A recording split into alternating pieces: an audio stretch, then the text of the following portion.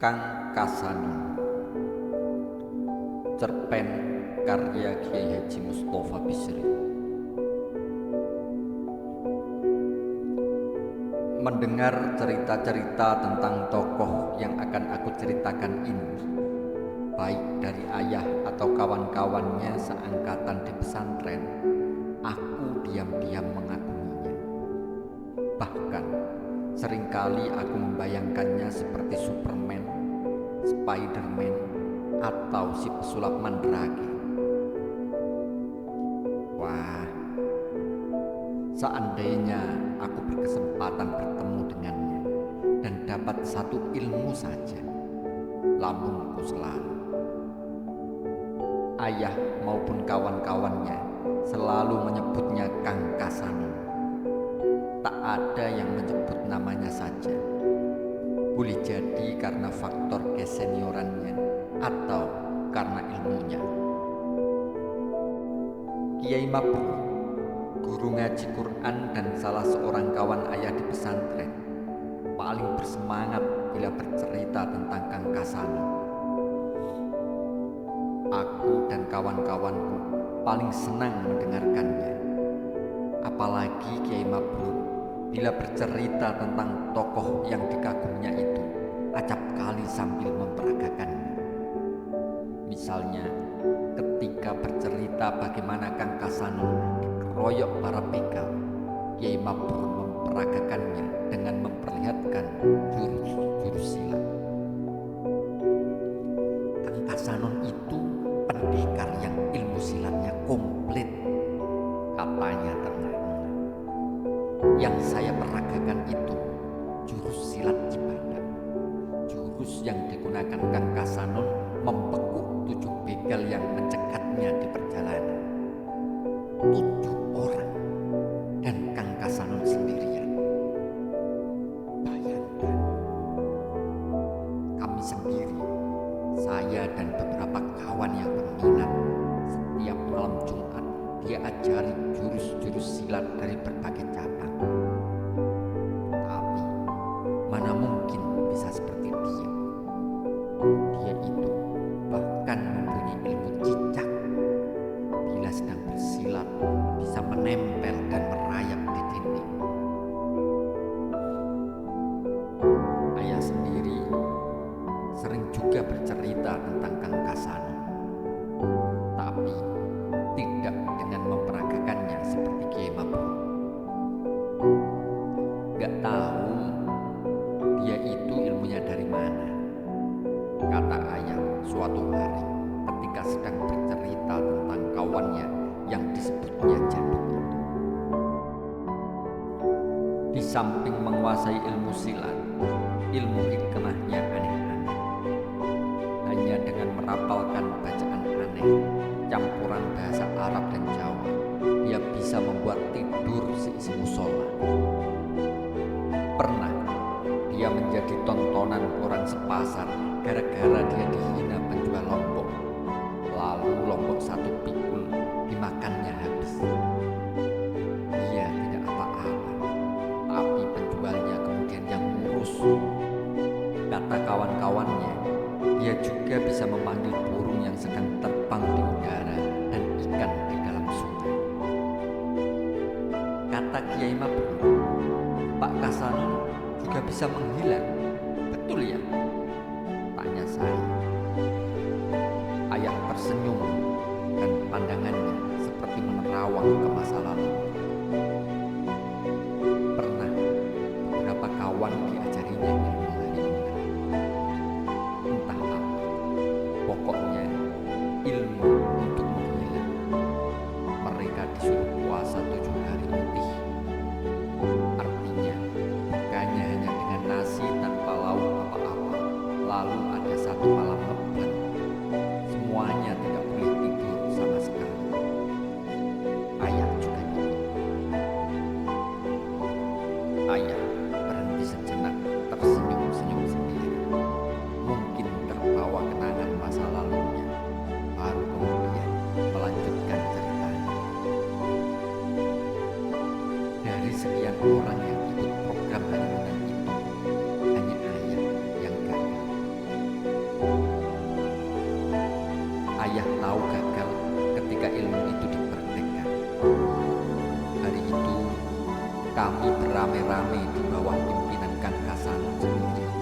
datang ke toko orang Cina yang terkenal paling galak di kota.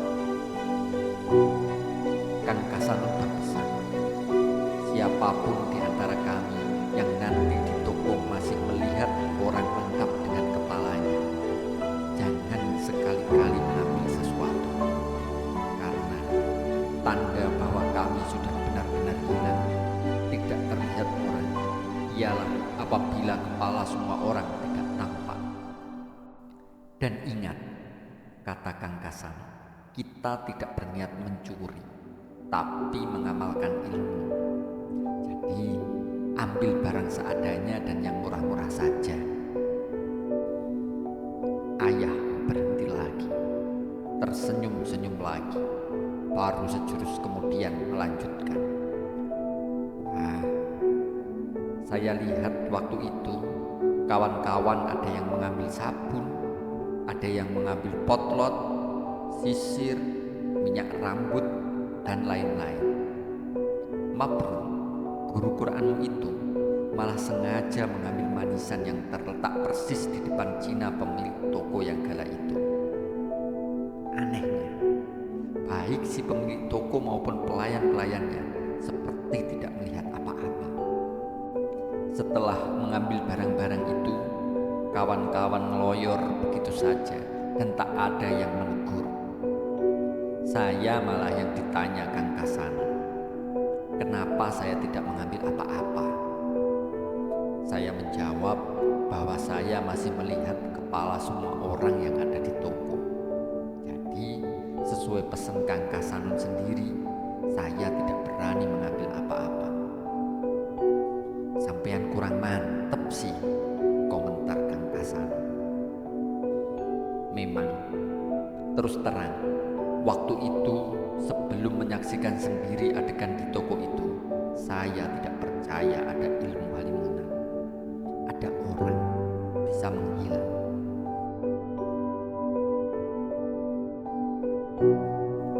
Ada tamu ya, Bu? Tanyaku kepada ibuku yang sedang sibuk membenahi kamar tamu. Iya, jawab ibu tanpa menoleh. Kawan lama ayahmu di pesantren. Beliau akan menginap beberapa malam. Mungkin mau kangen-kangenan sama ayahmu. Dengar itu, tawa mereka. Iya, asik benar tampaknya, timpalku. Tamu dari mana sih, Bu? Kata ayahmu, tinggalnya sekarang di luar Jawa. Namanya Kasanun atau siapa gitu. Kasanun? Tanyaku setengah berteriak. Jangan berteriak, bisik ibu. Tapi aku sudah bergegas meninggalkannya. Dari gorden jendela, aku mengintip ke ruang tamu. Sekejap, aku jadi ragu-ragu. Tamu ayah tidak seperti yang aku bayangkan. Tidak gagah, malah kelihatan kecil sekali di depan ayahku yang bertubuh besar. Urus lagi. Jangan-jangan ini bukan Kasanun sang pendekar yang sering diceritakan Kiai Mabrur. Masa kerempeng begitu? Tapi setelah ngopi, mendengar sebentar pembicaraan ayah dan tamunya itu, aku menjadi yakin memang itu sang Superman, Kang Kasanun. Apalagi tak lama kemudian, Kiai Mabrur datang dan saling berpelukan dengan si tamu. Nanti malam aku harus menemuinya, kataku. Aku harus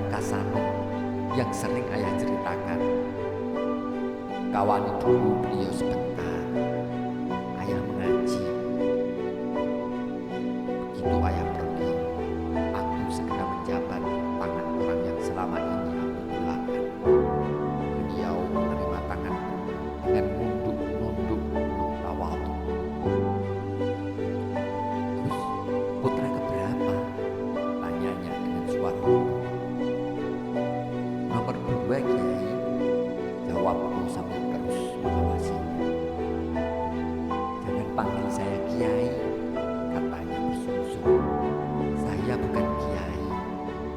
Saya memang pernah mondok di pesantren bersama Ayahanda Gus, tapi tidak seperti Ayahanda Gus yang tekun belajar. Saya di pesantren hanya main-main saja. Aku tak begitu menghiraukan apa yang beliau katakan. Aku sudah punya rencana sendiri dari tadi. Mengapa harus ditunda? Inilah saatnya. Mumpung hanya berdua. Kapan lagi? Bapak Kasano, kata saya sengaja mengganti sebutan Kiai dengan Bapak.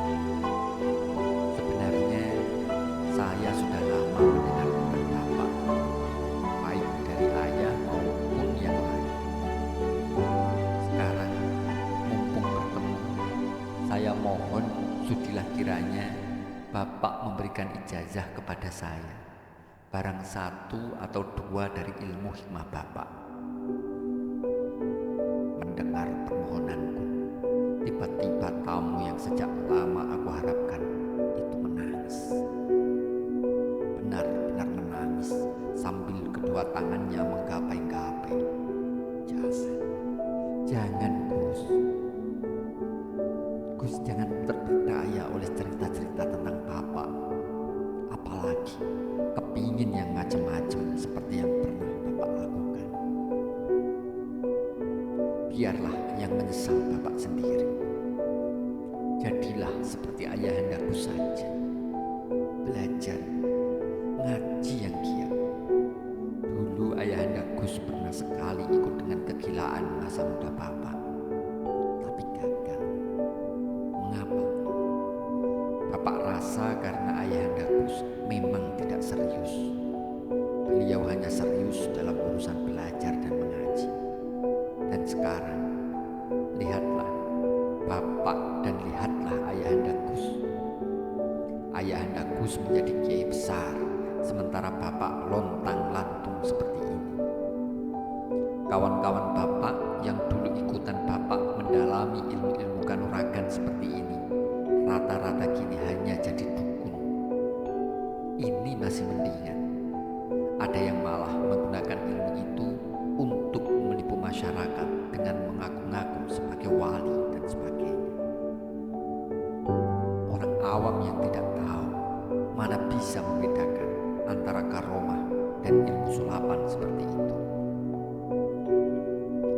Aku tidak bisa ceritakan perasaanku melihat orang yang selama ini kukagumi menangis. Masih terdengar sesekali isaknya ketika beliau melanjutkan. Ayahanda dan Kiai Mabuk pasti tak pernah cerita bahwa Bapak pernah dinasehati seorang singkek tua, karena memang Bapak tak pernah menceritakannya kepada siapapun. Sekarang ini Bapak ingin menceritakannya kepada Gus. Mau mendengarkan? Saya hanya bisa mengaku. Pernah dalam suatu perjalanan Bapak kehabisan saat, Bapak pun mampir ke sebuah toko milik seorang singkek yang sudah tua sekali. Begitu masuk toko, Bapak rapalkan aji halimunan Bapak. Semua pelayan dan pelanggan yang ada, tak ada yang bisa melihat Bapak. Bapak langsung menuju ke meja si singkek tua yang terlihat terkantuk-kantuk di kursi tingginya. Pelan-pelan aku buka laci mejanya, tempat ia menyimpan uang. Bapak ambil semua Bapak. Si singkek tua tidak bergerak. Namun begitu, tangan Bapak akan Bapak tarik dari laci. Tiba-tiba tangan keriput si singkek tua memegangnya, dan langsung seluruh tubuh Bapak lemas tak berdaya. Ilmu begini kok kamu pamer-pamerkan, katanya hampir tanpa membuka mulut. Ini yang kamu peroleh sekian lama belajar, huh? Kasihan kamu orang, ilmu mainan anak-anak begini untuk apa? Pak Mali buat gagah Siapa yang anggap kamu gagah? Anak-anak kecil sama orang-orang bodoh dan orang-orang jahat saja. Huh? Ada orang pintar kagum sama kamu orang? Ada? Siapa? Orang hidup apa yang dicari? Orang hidup cari baik buat diri sendiri. Kalau bisa buat orang lain. Cari senang sendiri. Jangan bikin susah orang lain. Huh? Pendek kata, habislah bapak dinasehati. Setelah itu, bapak dikasih uang dan disuruh pergi. Sejak itulah, bapak tidak pernah lagi mengamalkan ilmu gila bapak. Nasihat yang bapak dapat dari si tua itu sebenarnya hanyalah memantapkan apa yang lama bapak renungkan tentang kehidupan bapak. Tapi bapak selalu ragu. Pak Hasanul memegang kedua tangan saya. Katanya, ini bapak sudah mau. Jalan yang bapak tempuh kemarin salah. Mestinya sejak awal bapak mengikuti jejak ayahnya Gus. Karena itu Gus, sekali lagi ikutilah jejak ayahnya Gus dan jangan mengikuti jejak bapakmu. Carilah ilmu yang bermanfaat bagi diri Gus dan bagi sesama. Aku tidak sempat memberitahukan apa-apa karena kebun datang Kiai Mabuk dan beberapa tamu kawan lamanya yang lain. Tapi aku masih mempunyai banyak waktu untuk merenungkan nasihatnya. Rempang, 29 September 2002.